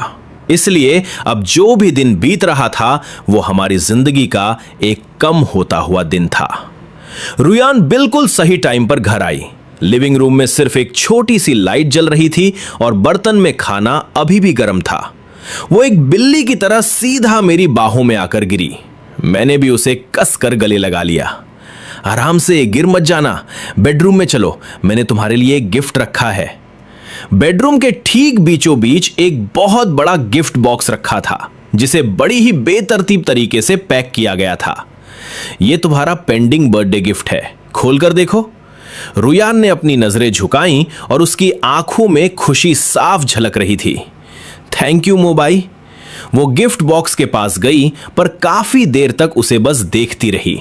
फिर वो हिचकिचाते हुए बोली, मुझे तुमसे कुछ बात करनी है। उसने कुछ कहने की कोशिश की पर रुक गई। आखिर में उसने कहा, शायद हमें कुछ वक्त के लिए एक दूसरे से दूर रहना होगा। मैं कुछ सेकंड के लिए सुन्न रह गया। रुयान की आंखों में एक दर्द और उलझन थी। तुम्हें मेरे साथ एक नाटक करना होगा। मुंह चैन हुई। मुंह छच के पिता थे। तुमने जो ईमेल देखा उसमें लिखा था कि उनके पिता की मौत एक कंस्ट्रक्शन साइट एक्सीडेंट में हुई थी। सालों पहले वो प्रोजेक्ट मेरे पिता और तुम्हारे सेकंड अंकल के बीच एक जॉइंट वेंचर था। मुझे अचानक याद आया कि जब मैं मुंह छच को ढूंढने छत पर गया था तो उसके चेहरे पर कितनी गहरी निराशा थी। मेरा परिवार खत्म हो गया। अब मेरा कोई नहीं है। उस वक्त मैं उसकी हालत देखकर बहुत दुखी हुआ था। मैं धीरे से उसके पास गया था और उसे एक आइसक्रीम दी थी। मेरे पास भी कोई फैमिली नहीं है, तो कैसा रहेगा अगर हम... मैंने अपनी बांह पर लगे चोट के निशान दिखाते हुए कहा था, देखो, ये उन लोगों ने मारा है जिन्होंने मुझे बाथरूम में बंद कर दिया था। मेरे सेकंड अंकल तो बस मुझे डांटते हैं कि मैं उनके लिए मुसीबतें खड़ी करता हूं। उन्हें मेरी कोई परवाह नहीं है। मुचच ने मेरी तरफ सिर झुकाकर देखा, आइसक्रीम ली और छत के किनारे से नीचे कूद गई। मतलब किनारे से हटकर नीचे फर्श पर आ गई। तुम्हारे सेकंड अंकल का नाम क्या है? मो मिंग युआन। मुचच ने धीरे से आंखें उठाई। क्या वो मो ग्रुप वाले मो मिंग युआन है? जब मैंने सिर हिलाकर हां कहा तो उसने एक ऐसी सीरियस नजर से मुझे देखा जो मैंने पहले कभी नहीं देखी थी। उसने कहा था, चिंता मत करो, अब से हम एक फैमिली है। सालों तक मैं यही सोचता रहा, लेकिन अब जाकर मुझे उसकी उस नजर का असली मतलब समझ आया। शायद सेकेंड अंकल का नाम जानने से पहले वो सच में मुझे अपनी फैमिली मानना चाहती थी, लेकिन जब उसे पता चला कि मेरा मो फैमिली से क्या कनेक्शन है तो उसने मुझे अपना बदला लेने का एक जरिया बना लिया। शुरुआत से ही उसका किया हुआ हर वादा सिर्फ झूठ की बुनियाद पर टिका था। रुयान ने कहा, मो भाई, मैं देख सकती हूं कि मुचच तुमसे प्यार करती है। तुमने कहा कि पिछले जन्म में तुम्हारी मौत के पीछे उसका भी हाथ था। शायद वो इसलिए था क्योंकि तुमने मुझे चुना था। मैं तुम्हें उसके साथ ऐसे खतरे में नहीं छोड़ सकती। अगर तुम मुझसे दूर हो जाओगे तो आने वाला सारा खतरा मैं अकेले झेल लूंगी। मैंने धीरे से अपना सिर हिलाया। अगर मैं अपनी बीवी को ही नहीं बचा सकता तो मैं किस बात का मर्द हूं? मैं तुम्हारे साथ ये नाटक करने को तैयार हूं। कुछ हफ्तों बाद मीडिया में यह खबर फैल गई कि मशहूर बिजनेसवुमन लियू रुयान का तलाक हो गया है। उसी दिन मेरी विला से अपना सामान लेकर निकलते हुए तस्वीरें इंटरनेट पर वायरल हो गईं। चेनफी मुझे अपना सामान उठाकर अपने अपार्टमेंट में लाते हुए देखकर बहुत खुश हुआ। वाह मेरे भाई, फाइनली तुझे अकल आ ही गई। अब तू मेरे साथ काम करेगा, है ना? 3 दिन बाद मुझे सेकेंड अंकल का कॉल आया। मो भाई, क्या तुम आज रात घर आ सकते हो? मैंने फोन हाथ में पकड़े हुए मुस्कुराकर कहा, अंकल, अचानक मेरी याद कैसे आ गई? मेरा तो अभी अभी तलाक हुआ है। हम तुम्हारा परिवार हैं, तुम्हें ऐसे अकेले धक्के खाते हुए कैसे देख सकते हैं? आज रात एक पार्टी है, मैंने तुम्हारे लिए एक नई लड़की भी ढूंढ ली है। आपकी खबर बहुत तेज है अंकल। खैर, मैं वक्त पर पहुंच जाऊंगा। मैंने फोन काट दिया। चेनफी मुझे चिंता से देख रहा था। क्या तूने अपने परिवार से सारे रिश्ते नहीं तोड़ लिए थे? अब तुझे उनके मामलों से क्या लेना देना? मैं भी उनके मामलों में नहीं पड़ना चाहता, लेकिन कुछ लोग हैं जो मुझे बर्बाद करने पर तुले हैं। उस रात मैंने एक शानदार सूट पहना और मो फैमिली के बड़े से बंगले में एंट्री की। बैंक्वेट हॉल मेहमानों से भरा था। सब वाइन के गिलास लिए बातें कर रहे थे। जैसे ही मैं अंदर गया, सबकी नजरें मुझ पर टिक गईं और लोग फुसफुसाने लगे, ये मो फैमिली का छोटा बेटा है ना? क्या तुम अपनी बेटी की बात चलाना चाहोगी? मो फैमिली से रिश्ता जुड़ जाए तो 10 से 20 साल की मेहनत बच जाएगी। मैं भीड़ के बीच से गुजर रहा था, तभी मुझे एक जानी पहचानी आवाज सुनाई दी जो मैंने काफी वक्त से नहीं सुनी थी। आवाज की दिशा में देखा तो रुयान एक वाइन का गिलास पकड़े लोगों के बीच खड़ी थी। वो हमेशा की तरह सबसे अलग और खूबसूरत लग रही थी। उसके तलाक की खबर सुनकर कई अमीर बिजनेसमैन उसके आसपास मंडरा रहे थे। रुयान ने मुझे ठंडी नजरों से देखा और फिर नजरें फेर ली। इस नाटक को असली दिखाने के लिए मैं उसके पास नहीं गया और सीधा बालकनी का दरवाजा खोलकर बाहर निकल गया ताकि थोड़ी ताजी हवा ले सकूं। लेकिन बालकनी पर पहले से ही कोई मौजूद था, और वो भी मेरा एक पुराना जानकार। मूछ वो रेलिंग के सहारे खड़ी थी। उस जले हुए चेहरे का अब सिर्फ एक खूबसूरत हिस्सा अंधेरे में चमक रहा था। मोबाई, बहुत दिन हो गए। मेरे कदम रुक गए। हाँ, बहुत दिन हो गए। वो हल्की सी हंसी। मुझसे इतने दूर दूर क्यों हो? मैंने अपनी घबराहट छुपाने की कोशिश की और एक गहरी सांस ली। तुम ऐसा क्यों सोच रही हो? मैंने तो तुमसे पूछा तक नहीं कि तुम इतने दिनों से कहां थी। तुमने मेरा नंबर ब्लॉक कर दिया था ना? तुम तो बहुत होशियार हो गई हो। मैंने पुराने दिनों की तरह ही मजाक में उसके कंधे पर थपकी दी। तभी दरवाजे की तरफ से आने वाली रोशनी किसी के आने से छुप गई। मैंने पलटकर देखा तो रुयान दरवाजे पर सहारा लिए बड़ी ही बेरुखी से हमारी तरफ देख रही थी। मूचच ने जवाब दिया, मैं अपनी सर्जरी के लिए गई थी। वो थोड़ा आगे आई जिससे हल्की रोशनी उसके चेहरे पर पड़ी। उसके चेहरे का वो हिस्सा जो बुरी तरह जल गया था अब आधे से ज्यादा ठीक हो चुका था। ध्यान से देखो, क्या मैं पहले जैसी नहीं लग रही? मैं उसे कुछ देर घूरता रहा और फिर एक कदम पीछे हटकर दूरी बनाते हुए बोला, हाँ, लग रही हो। मुझे तुम्हारे लिए खुशी है। तभी दरवाजा खुला और सेकेंड अंकल कुछ मेहमानों के साथ अंदर आए। चलो, मैं तुम सबको अपने भतीजे मोबाई से मिलाता हूं, और ये है हमारी कंपनी की नई एक्ट्रेस मूचच। ये दोनों बचपन से एक दूसरे को जानते हैं। इस पार्टी का एक मकसद इन दोनों की जिंदगी को सेटल करना भी है। मेहमानों ने तालियां बजाईं और बधाइयां देनी शुरू कर दी। मुझे और मूचच को चारों तरफ से घेर लिया। मैंने अपनी भौहें सिकोड़ी। सेकंड अंकल, मैं अभी शादी नहीं करना। मेरी बात पूरी होने से पहले ही मुचच ने अचानक मेरा हाथ पकड़ लिया और मुस्कुराते हुए बोली, अंकल आप चिंता मत कीजिए, अब से मैं मोबाइल का ख्याल रखूंगी। मैंने हाथ छुड़ाने की कोशिश की, लेकिन उसकी पकड़ किसी ऑक्टोपस की तरह मजबूत थी। गनीमत रही कि कुछ सेकंड बाद ही उसने मुझे छोड़ दिया और मेहमानों के साथ बात करने लगी। मेरा दिमाग बहुत उलझा हुआ था। जब मुचचा मेहमानों से बात कर चुकी तो मैंने उससे पूछा, तुम मेरे सेकंड अंकल के साथ कब से मिली हुई हो? मुचच ने आराम से अपने बाल संवारे। मैं तुमसे तभी शादी कर सकती हूं जब मुझे मो फैमिली एक्सेप्ट कर लेगी। मेरा एक और प्लान भी था, लेकिन तुम्हारे तलाक ने मेरा बहुत सारा काम आसान कर दिया। मैंने उसके चेहरे को देखा और वो मुझे इतनी अजनबी और खौफनाक लगी कि मैं बता नहीं सकता। मुचचा मुस्कुराई। क्या हुआ, पहचान नहीं पा रहे? क्या तुम्हें लगता है कि मैं वैसी मुचच नहीं रही जैसी तुमने सोची थी? पहले मुझे लगता था कि मुचेच की मुस्कान सूरज की तरह रोशन है और हम दोनों एक ही दुनिया के हैं, लेकिन अब मुझे लग रहा था कि मैं गलत था। वो एक एक कदम मेरी तरफ बढ़ा रही थी और मैं पीछे हटता जा रहा था। आखिर में मेरी पीठ कांच के दरवाजे से जा टकराई। मोबाइल मैं हमेशा से ऐसी ही थी। उस धुंधली रोशनी में उसकी मुस्कान मुझे बहुत खौफनाक लग रही थी। मैंने तुम्हें कभी छोड़ने का नहीं सोचा था, क्योंकि मैं तुमसे प्यार करती हूं। तुम भी पिछले जन्म की तरह लियू रू यान के साथ मरना नहीं चाहोगे, है ना? तो ये वही थी। मैंने गुस्से से अपने दांत पीसे। मेरा हाथ पीछे दरवाजे के हैंडल पर गया और मैंने उसे धीरे से दबाया। दरवाजा खुलते ही वॉयलिन की मीठी धुन और हॉल की रोशनी अंदर आ गई। मुचेज, इस बार मैं तुम्हें जीतने नहीं दूंगा। भीड़ में वापस आने के बाद मुझे एहसास हुआ कि मेरा शरीर ठंडे पसीने से भीग चुका था। मैं सीढ़ियों से होते हुए दूसरी मंजिल की तरफ गया। इस कॉरिडोर के आखिर में वो कमरा था जहां मैं कभी रहता था। मैं बस वहां जाकर थोड़ी देर आराम करना चाहता था। जैसे ही मैंने दरवाजा खोला, एक सॉफ्ट से शरीर ने मुझे बिस्तर पर गिरा दिया। एक जानी पहचानी खुशबू मेरे चेहरे से टकराई। रूयान की मीठी और बॉस वाली आवाज मेरे कानों में पड़ी, जिसमें हल्की सी शराब की महक भी थी। उसने तुम्हें कहां छुआ? मेरे कंधे पर एक गर्म किस महसूस हुआ। कुछ देर एक दूसरे में खो जाने के बाद मैंने धीरे से पूछा, क्या तुम जल रही हो? पूरा कमरा जलन की महक से भर गया है। रूयान की आवाज भारी हो गई। मैं किसी को तुम्हें छूने नहीं दूंगी, किसी को भी नहीं। मैंने उसके बालों को सहलाया।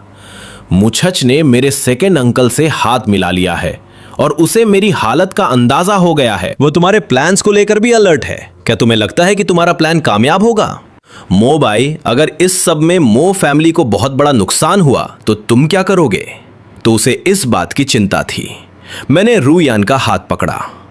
मेरे माता पिता की शादी एक बिजनेस डील थी। वो दोनों एक दूसरे से नफरत करते थे। मेरे पैदा होते ही उन्होंने मुझे सेकंड अंकल के पास छोड़ दिया और दोनों विदेश चले गए। सेकंड अंकल ने हमेशा मुझे अपने फायदे और पावर के लिए एक मोहरे की तरह इस्तेमाल किया। अगर तुम ना होती तो शायद मैं बहुत पहले ही मर चुका होता। इसलिए मेरी चिंता मत करो। अगर मो फैमिली बर्बाद होती है तो वो सेकंड अंकल के बुरे कर्मों का नतीजा होगा। वो इसी के लायक है। अगले कुछ महीनों तक मेरी जिंदगी बिल्कुल नॉर्मल रही। वैसे भी बड़े होने के बाद से मैंने मो फैमिली से एक पैसा नहीं लिया था। मैंने पार्ट टाइम जॉब्स करके अपनी पढ़ाई पूरी की थी और डिजाइनिंग में अच्छा नाम कमा लिया था। अगर सेकंड अंकल के मुझे जबरदस्ती बुलाकर मुझे से शादी करने का प्रेशर डालने को छोड़ दें तो बाकी सब शांति से चल रहा था। चैन फी इस बात से बहुत चिढ़ा हुआ था। तूने तो उनसे रिश्ते खत्म कर लिए थे ना, तो फिर उनकी बात क्यों मान रहा है? मैंने उसे कुछ नहीं बताया। मुझे मेरी सिचुएशन जानती थी। अगर मैं उसकी बात नहीं मानता तो वो सेकंड अंकल को भड़काकर रूयान के रास्ते में मुश्किलें खड़ी कर देती। जब तक रूयान उन दोनों का खेल खत्म नहीं कर देती, मुझे उन्हें बातों में उलझाकर रखना ही था। चैन फी को टीवी देखने का बहुत शौक था। आजकल रूयान अक्सर फाइनेंस चैनल्स पर दिख जाती थी। उसे देखते ही चैन फी भड़क जाता था। मोबाई, तेरी अगली बीवी को मुझे जरूर दिखाना। वो टीवी रिमोट पकड़े हुए ऐसे कांप रहा था जैसे उसे पार्किंसंस की बीमारी हो। उसने टीवी पर रूयान की तरफ इशारा करते हुए चिल्लाकर कहा, इस औरत को देखकर ही पता चलता है कि यह अच्छी नहीं है। अगर तूने दोबारा ऐसी औरत से शादी की तो मैं सच कह रहा हूं, मैं उल्टा लटक कर गोबर खाऊंगा। मैंने अपने डिजाइन के कागजों से सिर उठाया और थोड़ी झिझकते हुए कहा, मेरे भाई इतने कॉन्फिडेंस से मत बोल, कभी कभी अपने लिए बचने का कोई रास्ता भी छोड़ देना चाहिए। अब मुझे रूयान से मिलने के लिए छुप छुप कर जाना पड़ता था। शेडोंग में भारी बर्फबारी हुई थी। मैंने एक मोटा स्वेटर पहना और कचरे का बैग लेकर नीचे आया। रूयान की कार मेरी बिल्डिंग के नीचे खड़ी थी। बाहर बहुत ठंड थी, लेकिन वो कार से बाहर खड़ी मेरा इंतजार कर रही थी। उसने वही वूलन कोट पहना था जो मैंने उसे दिया था, और वो मफलर भी गले में लपेटा हुआ था। मैंने उसकी तरफ हाथ हिलाया तो वो उछलते हुए मेरे पास आई और खुशी से मेरी बाहों में गिर गई। मैंने जल्दी से कहा, बाहर बहुत ठंड है, कार के अंदर चलो। कार की हेडलाइट्स बंद हो गईं और चारों तरफ अंधेरा छा गया। सिर्फ कुछ दूरी पर लगी स्ट्रीट लाइट की रोशनी उस सफेद बर्फ पर पड़ रही थी। मैंने अपने मोटे जैकेट की जेब में कुछ ढूंढा और एक लॉलीपॉप निकालकर उसे दिया। ये तुम्हारे लिए। रूयान ने मुस्कुराते हुए लॉलीपॉप ले लिया। मेरे पास ऐसे बहुत सारे हैं, क्या तुम्हें पसंद नहीं आए? मैं उसे वापस लेने लगा, लेकिन उसने जल्दी से अपना हाथ पीछे खींच लिया। थैंक यू, मुझे ये बहुत पसंद है। सच कहूं तो हमारे बीच बातें करने के लिए कुछ खास कॉमन टॉपिक्स नहीं थे, लेकिन फिर भी हमारी बातें कभी खत्म नहीं होती थी। मैंने मुस्कुराते हुए उसके कंधे पर सिर रखा। मेरे दोस्त ने कहा कि अगर मैंने तलाक के बाद भी तुम्हारे जैसी औरत से दोबारा शादी की तो वो, मैंने उन गंदे शब्दों को छोड़ दिया, तो वो कुछ बहुत ही घटिया काम करेगा। मैंने एक लंबी सांस ली। मैं सोच सकता था कि जब चेन फी को सच्चाई पता चलेगी तो वो मुझे कैसे पीटेगा। रूयान जोर से हंस पड़ी। उसने मेरा हाथ पकड़ा। तो क्या तुम किसी और को चुनना चाहते हो? मैंने उसे घूर कर देखा। तुम क्या बकवास कर रही हो? उसने अपनी आंखें झुकाई और चुपचाप मेरा हाथ पकड़ लिया। उसकी उंगलियां लंबी और बहुत खूबसूरत थीं, बस थोड़ी ठंडी थीं। पता नहीं आजकल उसे क्या हो रहा था। मुझे बार बार बुरे सपने आ रहे हैं। मैं हर बार यही सपना देखती हूं कि मैं तुमसे कह रही हूं कि तुम्हें मेरे बिना अच्छी जिंदगी जीनी है।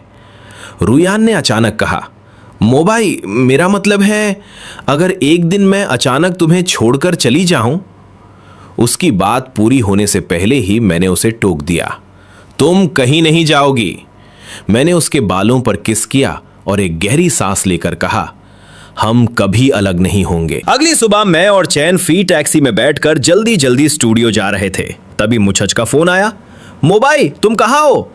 मुझे अचानक याद आया कि आज मेरी उसके साथ एक डेट फिक्स थी। सॉरी, मुझे कुछ अर्जेंट काम आ गया है। मुछच ने पूछा, कहाँ हो? मैं तुम्हें एड्रेस भेजता हूं। चैन फी जानता था कि मुझे मुछच पसंद नहीं है, इसलिए उसने मेरा फोन छीना और कॉल कट कर दी। तभी टैक्सी के रेडियो पर एक न्यूज बुलेटिन आने लगा। हम दोनों कुछ देर सुनते रहे और फिर एकदम चुप हो गए। मो फैमिली के साथ कुछ बुरा हुआ है। सालों पहले हुए एक कंस्ट्रक्शन साइट एक्सीडेंट का मामला फिर से खुल गया था। चैन फी ने मुझे बहुत चिंता से देखा। मैंने सिर हिलाते हुए कहा, मैं ठीक हूं। मुझे उम्मीद नहीं थी कि रूयान इतनी जल्दी अपना काम कर लेगी। मुझे पिछले जन्म की याद आई। सेकंड अंकल ही मास्टरमाइंड थे जिन्होंने बॉस फैंग को उस ब्लास्ट के लिए उकसाया था। इतने दिनों से मेरे दिल में जो डर बैठा था वो अब थोड़ा कम हो रहा था। इस बार सब कुछ 10 साल पहले ही हो गया। रूयान की कंपनी तेजी से तरक्की कर रही थी और सेकंड अंकल का एम्पायर अभी इतना बड़ा नहीं था कि वो कोई खतरा बन सके। शायद अब वैसी नौबत नहीं आएगी।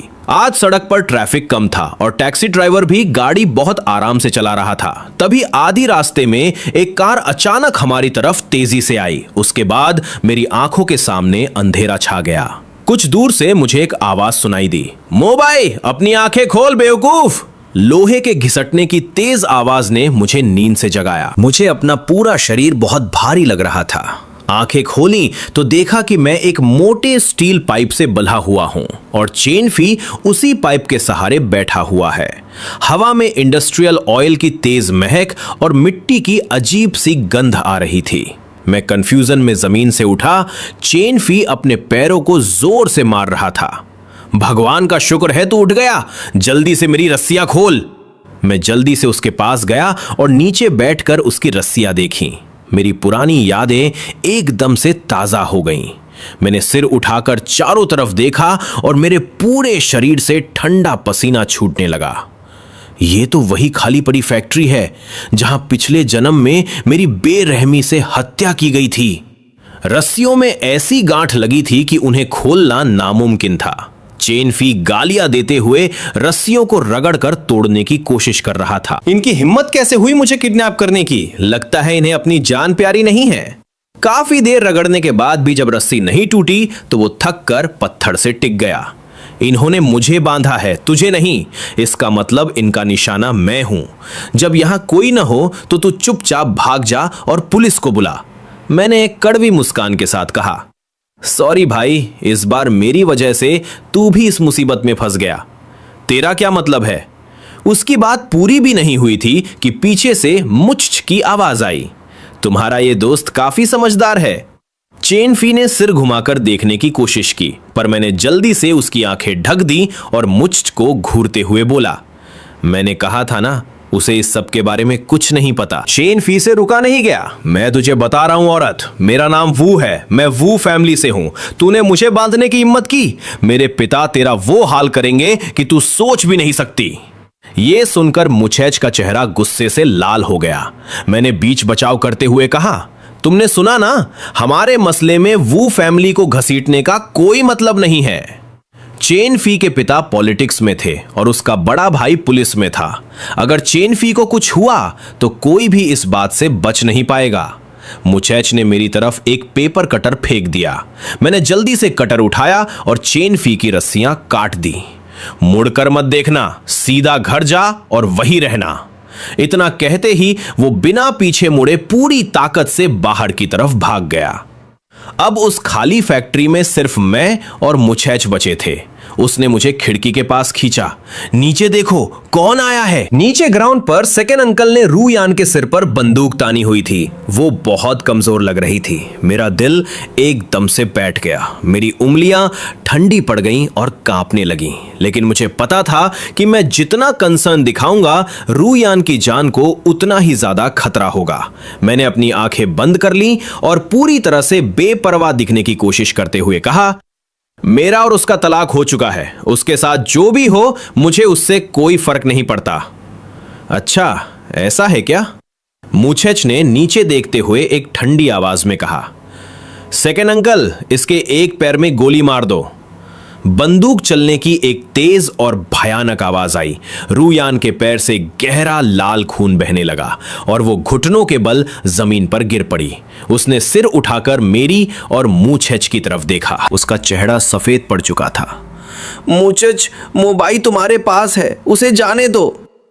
मुछैच ने उसकी बात को इग्नोर कर दिया और मेरी तरफ मुड़कर पूछा, मोबाई, क्या तुम्हें मजा आ रहा है?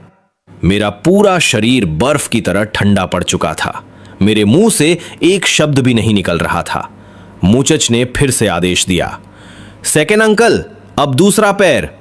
मैंने तुरंत मुछैच का हाथ कसकर पकड़ लिया और कांपती आवाज में बोला, प्लीज ऐसा मत करो। मुछैच की मुस्कान तुरंत गायब हो गई। मेरी उंगलियों ने उसका हाथ इतनी जोर से पकड़ा हुआ था कि मेरे पोर सफेद हो गए थे। उसने बहुत ही चैलेंजिंग नजरों से रूयान की तरफ देखा और अगले ही पल उसने मेरी ठुड्डी पकड़कर कहा, मुझे किस करो। मैं पीछे हटने ही वाला था कि उसने कहा, क्या तुम चाहते हो रूयान मर जाए? मेरा शरीर अकड़ गया। मैं हिल भी नहीं पा रहा था।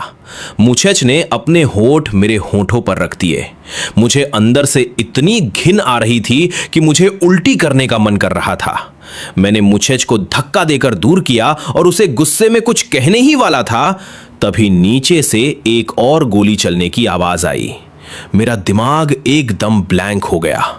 मैं घबराते हुए खिड़की के पास पहुंचा, लेकिन वहां रूयान खून से लथपथ नहीं पड़ी थी, बल्कि सेकेंड अंकल की पीठ में गोली लगी थी और वो जमीन पर गिरे पड़े थे।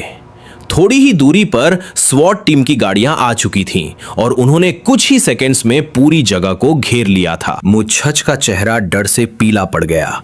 उसने तुरंत अपनी बंदूक मेरी तरफ तान दी। उसने कभी नहीं सोचा था कि पुलिस इतनी जल्दी आ जाएगी। उसने एक हथकड़ी से मुझे स्टील पाइप के साथ बांध दिया और मुझे खींचकर एक ऐसे अंधेरे कोने में ले गई जहां स्नाइपर्स की नजर न पड़ सके। उसने जोर से चिल्लाकर कहा, मेरे हाथ में बम का रिमोट है, रुयान को अंदर भेजो मुझसे मिलने, वरना मैं इसके साथ साथ खुद को भी उड़ा लूंगी। मुछच, शांत हो जाओ। मैं बिल्कुल शांत हूं। मुछच की आवाज में एक पागलपन आ चुका था। पिछले जन्म में तुम रुयान के साथ मरने को तैयार थे, तो फिर मेरे साथ क्यों नहीं मर सकते? मुझे लगा था कि मैं सब कुछ ठीक कर लूंगी, लेकिन तुम्हारा भी पुनर्जन्म हो गया। मुझे मेरा मोबाइल वापस चाहिए। तभी कुछ कदम दूर से एक जानी पहचानी ठंडी आवाज गूंजी, मैं आ गई हूं, उसे छोड़ दो। ये रुयान थी। मैं जोर से चिल्लाया, तुम यहां क्या कर रही हो बेवकूफ औरत, यहां क्यों आई हो? उसके पैर का खून अब सूख चुका था। जब से वो दूसरी मंजिल पर आई थी, उसकी नजरें सिर्फ और सिर्फ मुझ पर टिकी थी। शायद उसे डर था कि मुझे कुछ हो न जाए। मुछच ने मुझे पीछे खींचा और अपनी बंदूक रुयान की तरफ तान दी। लियू रुयान, इस बार हम कुछ नया खेलते हैं। मुछच ने कुछ दूरी पर रखे एक नकली जैकेट की तरफ इशारा किया। वो जैकेट पहनो। मत पहनना, मैं जोर से चिल्लाया। मुछच किसी पागल की तरह जोर जोर से हंसने लगी। मो भाई, पिछले जन्म में रुयान ने तुम्हारे साथ मरने की हिम्मत की थी, और तुम उससे कितना प्यार करते हो। मैंने इस दिन का बहुत लंबे समय से इंतजार किया है। आज या तो वो मरेगी या फिर तुम। रुयान, भाग जाओ यहां से। मेरा गला सूख चुका था, फिर भी मैं पूरी ताकत से चिल्लाया, लेकिन रुयान ने मानो मेरी बात सुनी ही नहीं और जल्दी से वो जैकेट पहन ली। जैसे ही टाइमर की पहली बीप बजी, मैंने निराशा में अपनी आंखें कसकर बंद कर ली। मुछच ने मुझे आगे की तरफ धक्का दिया। मोबाई, दोनों में से किसी एक को चुनो। मैं उन दोनों के बीच खड़ा था। मैंने एक कदम रुयान की तरफ बढ़ाया तो वो आधा कदम पीछे हट गई। मोबाई, मेरे पास मत आना, इसमें बम है, रुयान ने बहुत ही सीरियस होकर कहा। मैं अपनी जगह पर जम गया। मेरी हिम्मत नहीं हो रही थी कि मैं एक कदम भी और आगे बढ़ाऊं। मुझे मौत से डर नहीं लगता था, लेकिन इस वक्त अगर मैं मुछच के सामने रुयान को चुनता तो मुछच का गुस्सा भड़क जाता। वो शायद वक्त से पहले ही बम फोड़ देती। रुयान पीछे हटते हुए खिड़की के पास पहुंच गई। उसने मेरी तरफ देखा और फिर मुछच से कहा, मुछच, तुम्हारे पिता के साथ जो हुआ मुझे उसका अफसोस है, लेकिन तुम्हारे जैसी इंसान मेरे पिता का नाम लेने के लायक नहीं है। मुछच, जो अभी तक मजे से तमाशा देख रही थी, अचानक भड़क गई और एक कदम आगे बढ़ी। तुम जैसे अमीर और घमंडी लोग जिनके मुंह में चांदी का चम्मच होता है, क्या तुम्हारे पास रत्ती भर भी इंसानियत है? रुयान ने बहुत ही ठंडेपन से मुस्कुराते हुए एक ताना मारा। लेकिन उस साल तुम्हारे पिता ने ही सेफ्टी रूल्स तोड़े थे। उन्होंने हेलमेट नहीं पहना था। हमने तुम्हें पूरा मुआवजा भी दिया था। सच कहूं तो तुम बस एक लूजर हो जो अपनी नाकामियों का इल्जाम दूसरों पर डाल रही है। मेरा पूरा शरीर कांपने लगा। क्या यह दुनिया पागल हो गई है? रुयान का एक एक शब्द मुछच की कमजोर नस पर वार कर रहा था। क्या रुयान जीना नहीं चाहती? मुछच ने अचानक अपनी जेब से एक लाइटर निकाला और उसे जोर से जमीन पर फेंक दिया। पलक झपकते ही वहां भयंकर आग भड़क उठी। उसने पहले ही पूरे फर्श पर पेट्रोल छिड़क रखा था। तुम लोगों ने ही मेरी जिंदगी बर्बाद की है। मुछच की आंखें खून की तरह लाल हो चुकी थी।